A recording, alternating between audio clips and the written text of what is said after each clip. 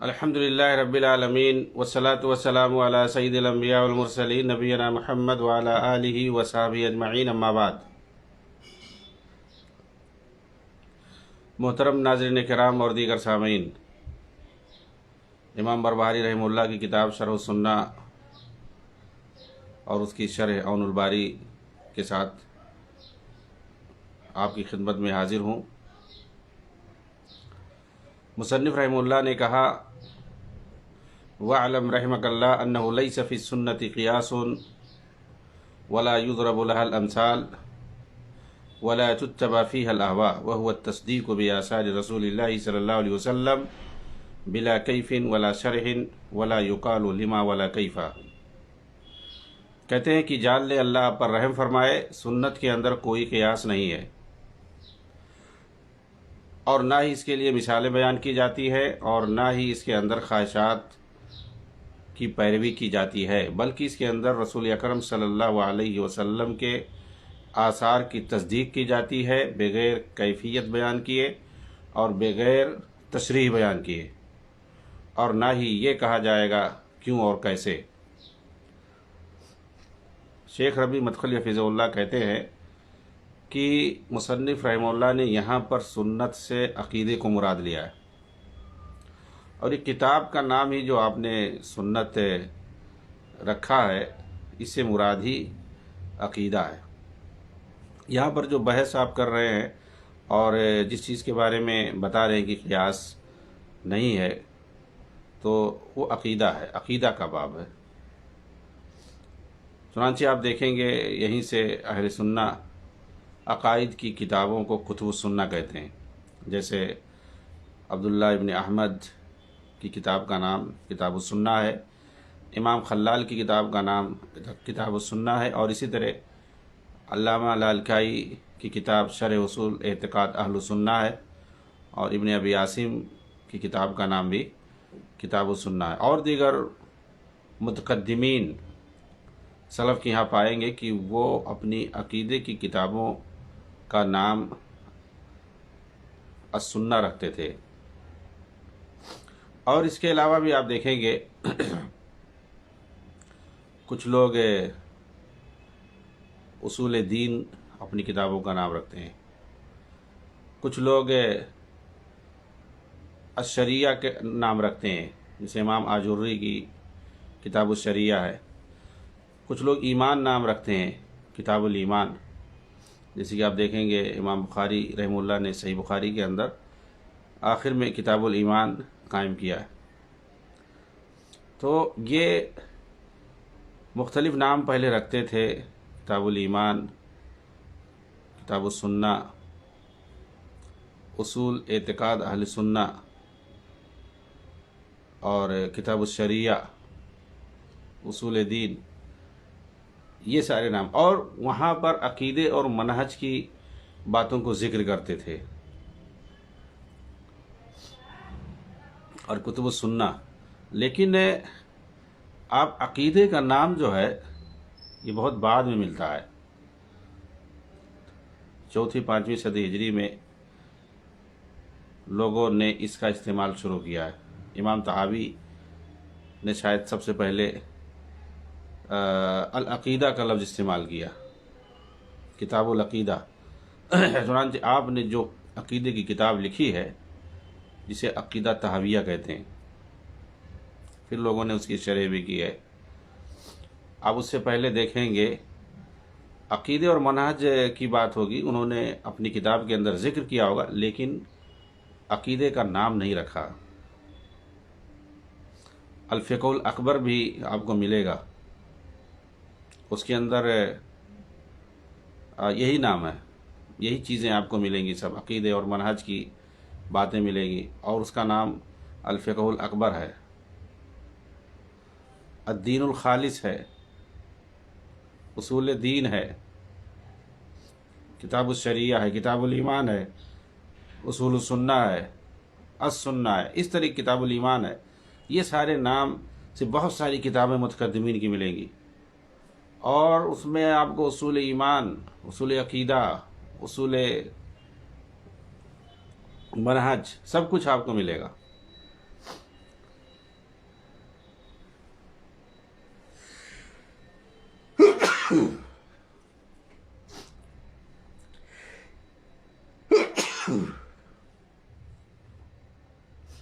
چنانچہ کہنے کا مطلب یہ ہے کہ یہ عقیدے کا نام بہت بعد میں آیا. تو یہاں پر مصنف رحمہ اللہ نے جو سنت کا لفظ ذکر کیا ہے اور کہا کہ انہ لیس فی السنت قیاس ولا یضرب فی لها الامثال، کہ سنت کے اندر کوئی قیاس نہیں، یعنی عقیدے کے باب میں کوئی قیاس نہیں ہے، اور نہ ہی اس کے اندر مثالیں بیان کی جائیں گی، اور نہ ہی خواہشات نفس کی پیروی کی جائے گی، کوئی منمانی نہیں چلے گی.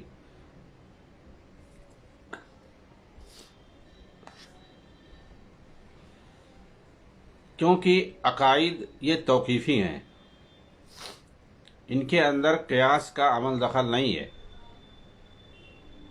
حتیٰ کہ فروعی احکام میں بھی اصل یہی ہے کہ نص پر عمل کیا جائے.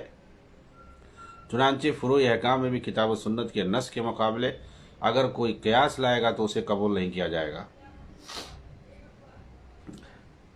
اسی لیے اہل سنہ کے یہاں قاعدہ ہے لا قیاس مع وجود النص ولا اجتہاد مع وجود النص، یعنی نص کی موجودگی میں، نص یعنی کتاب و سنت کے صریح نصوص اور دلائل، آیت یا حدیث وغیرہ، تو نص کی موجودگی میں کوئی قیاس نہیں. اگر ہمارے سامنے دلیل ہے قرآن کی، حدیث کی، تو پھر ایسی صورت میں قیاس کی ضرورت نہیں ہے، اور نہ ہی نص کی موجودگی میں اجتہاد کی ضرورت ہے. یعنی اجتہاد اور قیاس اس وقت کیا جاتا ہے جب ہمارے سامنے صریح نصوص نہ ہوں، تو ایسی صورت میں اجتہاد کیا جاتا ہے اور قیاس کیا جاتا ہے. یعنی اس کی مثال کہتے ہیں کہ جیسے مردار کی ہے کہ ائمہ اس کی طرف مجبوری کی حالت ہی میں جاتے ہیں،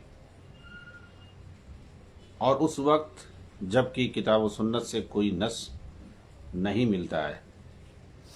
تو یہ فروع کا مسئلہ، اور جہاں تک اصول کی بات ہے تو اس کے اندر قیاس حجت ہی نہیں ہے، کیونکہ عقائد توقیفی ہیں، اور خاص طور پر اسماء و صفات کے باب میں تو یہاں پر کتاب و سنت کے نصوص پر ایمان لانا واجب ہے، اسی طریقے سے جیسا کہ اللہ کے لیے لائق اور زیبا ہو، بغیر کسی تشبیہ و تمثیل اور بغیر کسی تحریف و تعویل کے.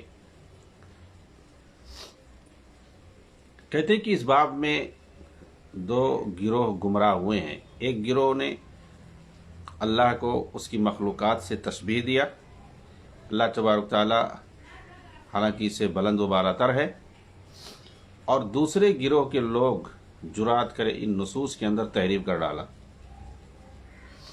اور ان صفات باری تعالیٰ کو معطل کر دیا جو اس کی عظمت و جلال کے لائق اور زیبا تھے، یہ گمان کرتے ہوئے کہ اگر ان صفات کو ثابت مان لیں جو نصوص کے اندر پائے جاتے ہیں تو مخلوقات کے ساتھ اللہ کی تشبیہ لازم آئے گی اور اس کی ذات تجسیم سے متصف ہو جائے گی. اسی لیے ان لوگوں نے اہل سنہ اور ان علماء پر طعن کرتے ہوئے انہیں مشبیہ اور مجسمہ کہا ہے، یعنی جو لوگ ثابت مانتے ہیں. حالانکہ اہل سنت جو صفات کو ثابت مانتے ہیں وہ تشبیہ تمثیل وغیرہ بالکل نہیں کرتے، ادھر جاتے ہی نہیں ہیں تشبیہ و تمثیل کی طرف. لیکن ان کا ثابت ماننا ان کے یہاں جو ہے یہی کافی ہے کہ مطلب مجسمہ ہو، مشبیہ ہو، ایسا کہتے ہیں. حالانکہ اہل سنہ ان عظیم صفات کو اللہ کے لیے ثابت کرتے ہیں تشبیہ اور تمثیل کی نفی کی بنیاد پر، اور اللہ تعالیٰ کے اس قول کی بنیاد پر لیس کمثلہ شیء وہو السمیع البصیر، اس کی مثل کوئی چیز نہیں ہے اور وہی سب کچھ سننے والا اور سب کچھ جاننے والا، دیکھنے والا ہے.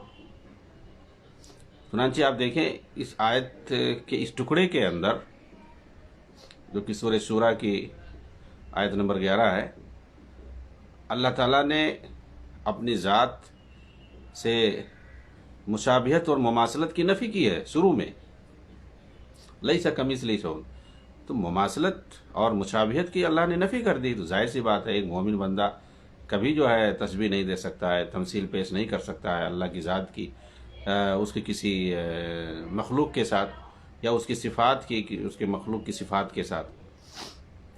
پہلے اللہ نے نفی کی، اور دوسرا آگے دیکھیے وہ السمیع البصیر، آگے اللہ تعالیٰ نے ثابت کیا اپنے لیے سمع و بصر کو۔ تو ظاہر سی بات ہے جب ثابت کیا تو اس کو مانیں گے اسی طریقے پر جیسا اس کی ذات کے لائق اور زیبا ہے، یعنی مماثلت کی نفی کی بنیاد پر۔ چنانچہ آپ دیکھیں کہ اہل السنہ اسی بنیاد پر قائم ہے تمام جو ہے اسماء و صفات کے اس بات میں۔ چنانچہ اللہ رب العالمین کی ذات کے لائق اور زیبا جس طریقے سے یہ اسماء و صفات ہیں اسی طریقے سے بغیر کیفیت بیان کیے ہوئے ان کو مانتے ہیں، ثابت مانتے ہیں کہ یہ صفات اللہ تعالیٰ کے لیے بے عینی ویسے ہی ثابت ہیں جیسے قرآن اور حدیث کے اندر مذکور ہیں۔ اللہ تعالیٰ نے جیسا قرآن کے اندر بیان کیا ہے اور نبی پاک صلی اللہ علیہ وسلم نے جس طریقے سے حدیث کے اندر ذکر کیا ہے۔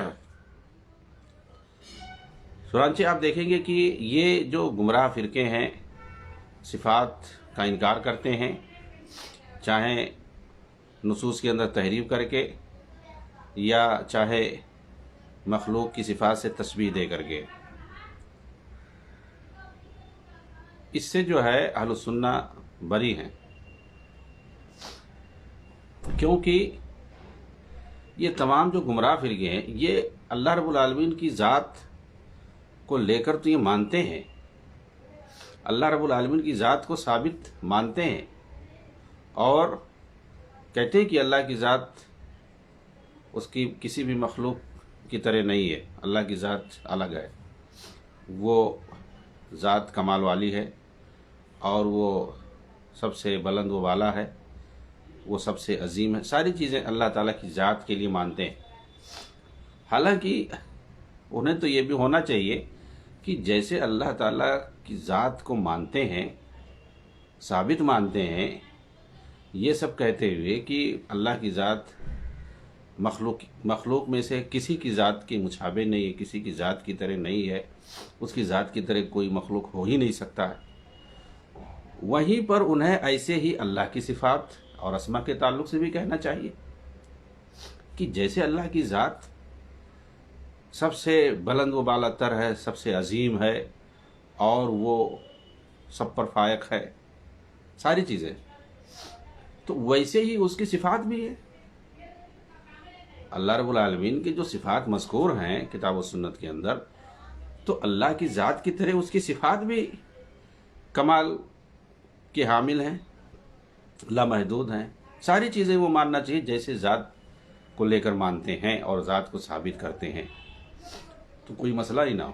اور اہل السنہ والجماعہ اہل الحدیث یہی کرتے ہیں کہ جیسے اللہ کی ذات کو مانتے ہیں، ثابت مانتے ہیں دوسرے لوگوں کی طرح سے، ایسے ہی یہ اللہ کے اسماء و صفات کو بھی مانتے ہیں، کیونکہ یہ کہتے ہیں کہ الکلام فی الصفات کالکلام فی الذات، کہ بھئی جو بات آپ اللہ کی ذات کے تعلق سے کہتے ہو وہی آپ کو اللہ کی صفات کے تعلق سے کہنا چاہیے، کیونکہ کوئی بھی ذات صفات پر منحصر ہوتی ہے۔ ایسے ہی علامہ ابن تیمیہ رحمہ اللہ نے منکرین صفات میں سے کسی سے بحث کر رہے تھے، تو آپ نے اس سے کہہ دیا کہ تم تو اللہ کو مانتے ہی نہیں ہو، تم اگر عبادت بھی کرتے ہو تو ایک معدوم چیز کی عبادت کرتے ہو، تمہارے سامنے کوئی معبود ہے ہی نہیں۔ کہا وہ کیسے؟ کہا اچھا یہ بتائیں، تم زید کو مانتے ہو؟ ہاں میں مانتا ہوں زید کو۔ کہا کہ زید کے جو اجزاء و اوصاف ہیں ان کو بھی مانتے ہو؟ کیا اللہ اس کے جو ہے ہاتھ کو مانتے ہو، اس کی آنکھ کو مانتے ہو، اس کی ناک کو مانتے ہو، اس کے سر کو مانتے ہو، اس کے پاؤں کو مانتے ہو، قدم کو، سب بیان کیا۔ کیا زید سنتا ہے، دیکھتا ہے، سب کچھ، چاہے وہ اوصاف معنویہ ہوں یا وہ اوصاف جسمیہ ہوں، بدنیہ ہوں۔ تو کہا کہ ایسے ہی اللہ تعالیٰ کے بارے میں تم کیوں نہیں مانتے ہو؟ یعنی جس طریقے سے زید کو مانتے ہو اور اس کے تمام اوصاف کو مانتے ہو، اور زید تو عبارت ہی اپنے تمام اوصاف اور اجزاء سے، اگر اس کے ان تمام اجزاء اور اوصاف کو نکال دیا جائے تو پھر زید کس چیز کا نام ہے؟ پھر زید ہے ہی نہیں۔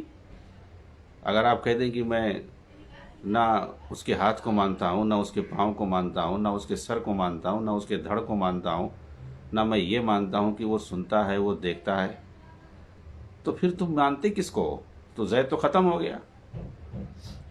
تو ایسے ہی اسی لیے کہا کہ الکلام فی الصفات، الکلام فی الصفات کالکلام فی الذات۔ تو بغیر اوصاف کے، بغیر اجزاء کے کسی ذات کا تصور ہی نہیں کیا جا سکتا ہے۔ چنانچہ اللہ رب العالمین کی ذات کو جس طریقے سے ثابت مانا جاتا ہے، بالکل بے عینی اسی طریقے سے اس کے تمام اوصاف کو، اس کے تمام اسماء و صفات کو ثابت مانا جائے، جو کچھ بھی کتاب و سنت کے اندر مذکور ہے، لیکن وہ تمام صفات ویسے ہی جیسے اللہ کی ذات کے لائق اور زیبا ہیں، بغیر کسی تشبیہ، تمثیل اور تحریف وغیرہ کے، تعطیل وغیرہ کے۔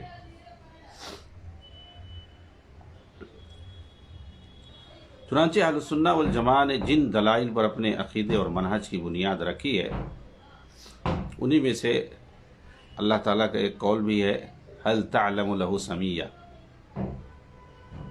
کیا تم اس کا کوئی ہم نام جانتے ہو؟ یعنی نہیں ہے، اللہ کا کوئی ہم نام نہیں ہے، یعنی گویا اللہ کی طرح کوئی نہیں ہے۔ جس طریقے سے اللہ کی ذات کی طرح کوئی نہیں، ویسے اس کے جو صفات ہیں، جو اوصاف ہیں، اس کی طرح کسی کی صفت نہیں ہے۔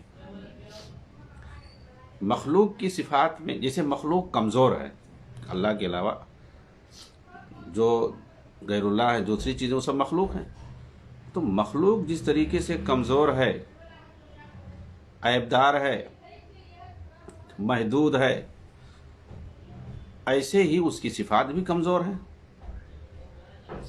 مخلوق کی ذات جیسے کمزور ہے، اس کی صفات بھی کمزور ہے۔ اس کا سننا محدود، اس کا دیکھنا محدود، اس کا چلنا محدود، اس کی طاقت محدود، سب کچھ محدود ہے، اور سب کچھ عیبدار ہے، کمزور ہے۔ جو چیز محدود ہو وہ عیبدار ہو گئی، کمزور ہو گئی۔ ایک انسان کہاں تک سنتا ہے؟ محدود ہے۔ لیکن اللہ تعالیٰ کی جیسے ذات لامحدود ہے، ویسے اس کی تمام صفات بھی لامحدود ہیں۔ اس کا سننا لامحدود، اس کا دیکھنا لامحدود، اس کا جاننا لامحدود، اس کی قدرت لامحدود، ساری چیزیں اس کی محدود ہیں، ساری صفات اس کی لامحدود ہیں اور بے عیب ہیں اور کمال سے متصف ہیں۔ تو جیسے اس کی ذات ہے ویسے اس کی صفات ہے۔ مخلوق کی صفات سے اس کا کوئی تعلق نہیں ہے، اور کوئی جو ہے تشبیہ اور تمثیل نہیں بیان کی جا سکتی ہے، کیونکہ اس لائق ہے ہی نہیں مخلوق کے صفات۔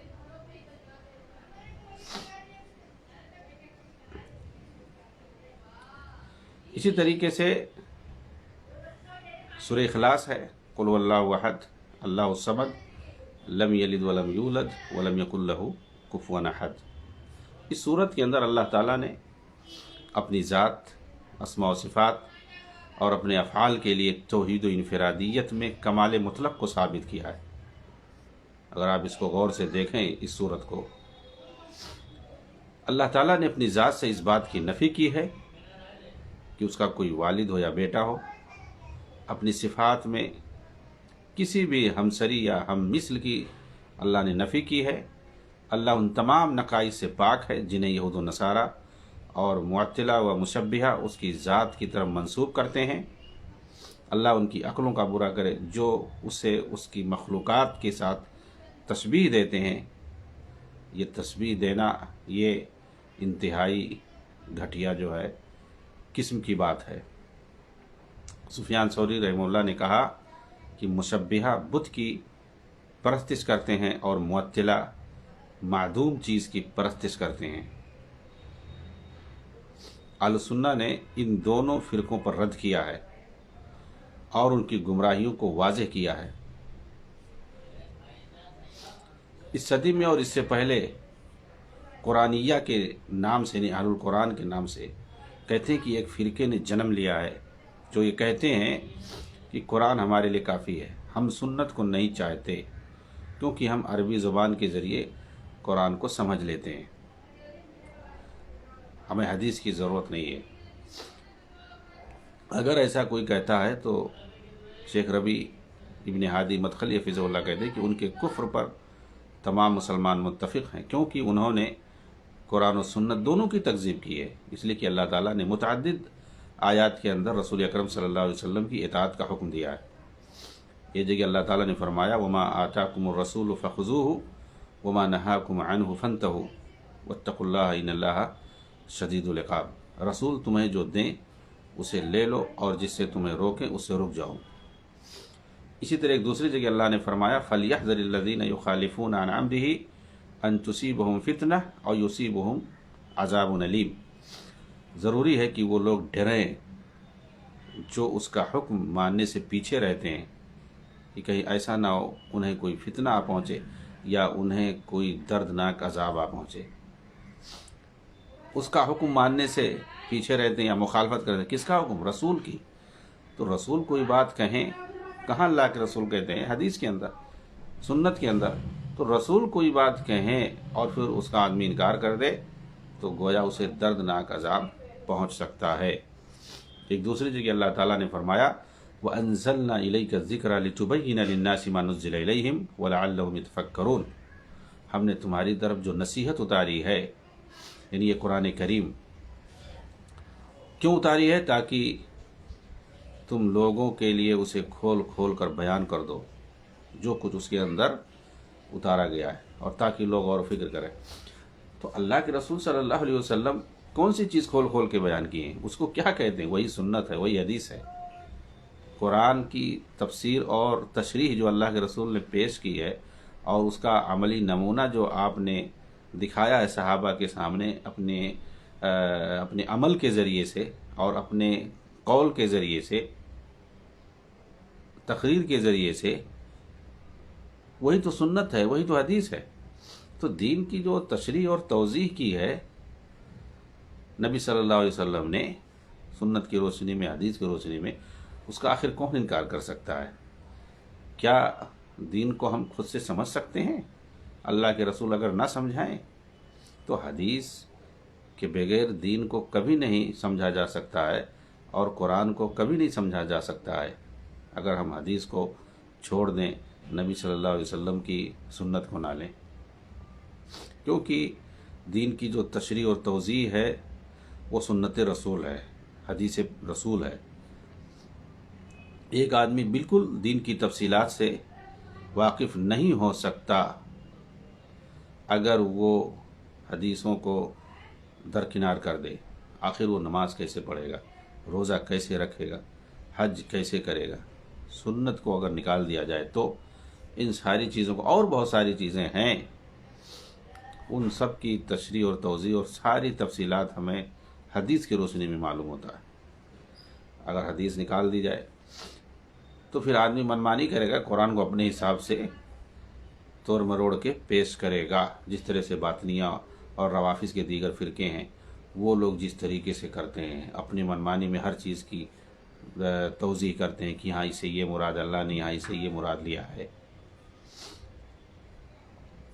کہتے ہیں اور مصنف رحمہ اللہ نے جو یہ کہا کہ اور نہ ہی اس کے لیے مثالیں بیان کی جاتی ہیں، کہتے ہیں کہ آپ نے اس قول کے ذریعے سیدنا ابو ہریرہ رضی اللہ عنہ کی اس حدیث کی طرف اشارہ کیا ہے جس میں نبی اکرم صلی اللہ علیہ وسلم نے فرمایا ہے توضؤوا مما غیرت النار، فقال ابن عباس اتوضؤ من الحمیم، فقال له یا ابن اخی اذا سمعت عن رسول اللہ صلی اللہ علیہ وسلم حدیثا فلا تضرب له الامثال۔